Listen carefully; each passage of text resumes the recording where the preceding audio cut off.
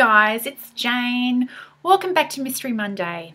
For today I'm going to do a quick review of The Winter Queen by Boris Akunin. This is the first in the Erast Fandorin series of detective crime fiction.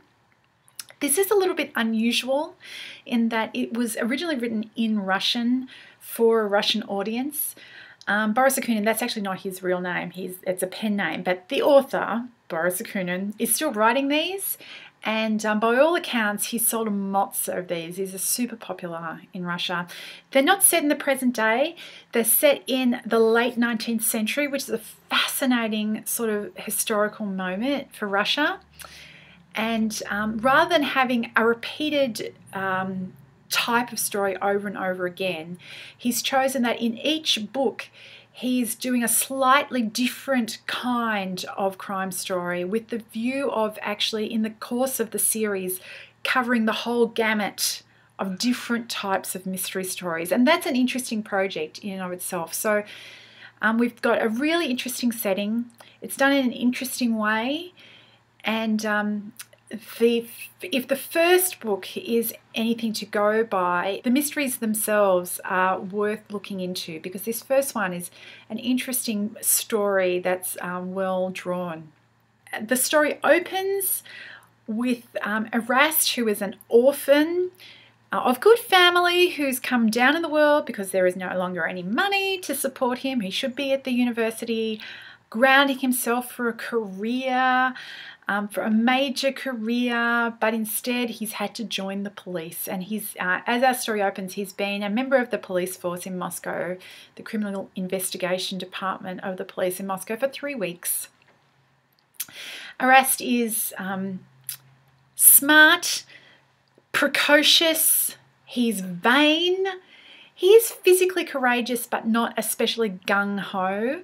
And the other really important thing about him is he turns out to be lucky a lot. There's lots of coincidences that fall out in his favour. And in fact, in this book, there's a scene where characters discuss the fact that he's lucky and what a good thing that is to be. The vibe of the book is quite humorous at moments. There's lots of little in-jokes, it feels like, that have been dropped in, like characters discussing or quoting from Dostoevsky or other sort of Russian authors of the time. The story starts in a small way and quickly grows into this international conspiracy that Erast pretty nearly off his own bat has uncovered. And it seems like he's about to save any number of people from assassination and the world governments from being toppled and stuff. And he's just this 19-year-old dude in a corset. So yeah, it's a fun story. I think a lot of the charm of the book is the setting. But of course, you're not going to really love it if you can't connect with the character. And I came and went with Erast. He's such a young guy, and I think he's actually written quite convincingly as a young, relatively unformed personality.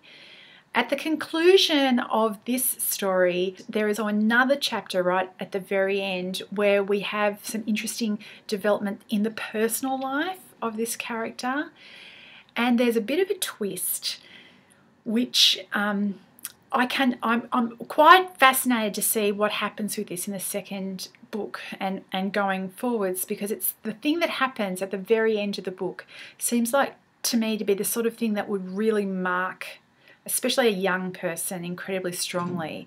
And so it'll be interesting to see how the character is different as a result of this stuff that happens at the very end of the book. But it's a tightly plotted story, I thought, and a fascinating world. So if the idea of a 19th century Russian James Bond Jr. is interesting to you, I would highly recommend having a look at The Winter Queen by Boris Akunin. Anyway, that's it for today. I hope you're well, and I'll talk to you later. Bye!